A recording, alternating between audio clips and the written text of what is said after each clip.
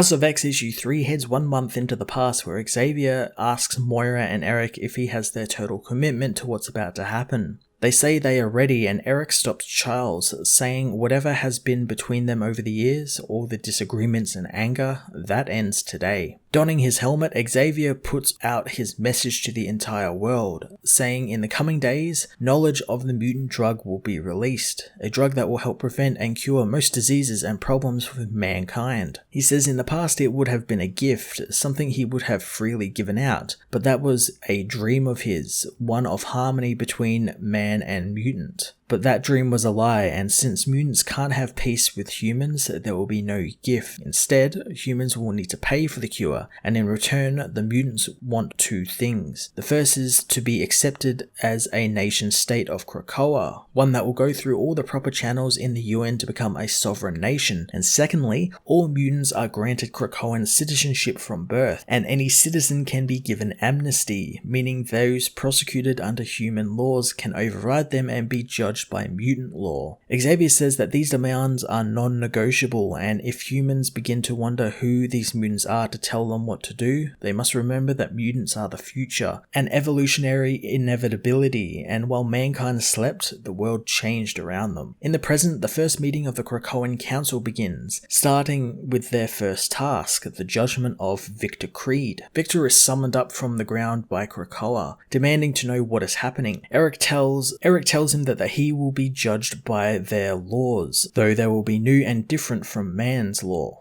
Xavier says it's up to them to establish these new laws of the land, and Sinister wants to throw Victor in jail, but Apocalypse wonders how can it be a crime to kill someone who cannot be killed, and how will anyone on the council know that they are fit and worthy if they aren't tested? The groups argue, and Jean says that the highest crime should be killing someone who can't come back, such as a mutant killing a human. Mystique wonders if they will be allowed to defend themselves should their nation come under attack, and Eric waves that off as the old argument of if it's considered murder if it is in the defense of a nation, instead agreeing with Jean. Xavier calls for a vote, and everyone agrees that no mutant may take another human life. Victor tries to speak out in protest, but Emma and Jean shut him up with their powers. Next comes the vote of property, which will be a problem since Krakoa is a living being, and he can't be called property. But Storm says that the idea of a home, which Krakoa is to them, comes with the idea of possession baked into it, and perhaps if people want a place of their own, they can establish one outside in the world,